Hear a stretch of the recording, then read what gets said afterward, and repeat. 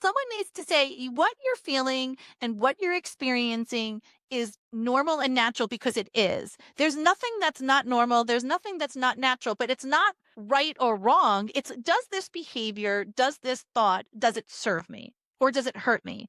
And if it served you, great. And it is because here's what I like to say. When you begin to do the work the way that I teach it, right, and the strategies that we use, you may come in and you may be thinking, let's just say, generally speaking, 80% about the past and 20% about the future. That means 80% of your thoughts are thinking from any given moment, thinking about where you've come from, the pain that you've experienced, the hurt that you've been through, how it's impacting your children, how you're, all of the things, right? And 20% is in a hopeful state saying, okay, I've got this and I could do this. Now, 80 against 20, who's going to win all the time? 80% is going to win. So even though you have that 20% of hope, you're going to get clobbered by the 80%. You'll be able to hold that for a little while, but eventually that wave is going to come and man, it's going to take you down and take you down hard, right? But we acknowledge that and we celebrate. Okay, we have 80 and 20 and then we do the work. And then you may come back next week and you're at 75 or 25, right? Meaning you're at 75 of the past and 25% of the future.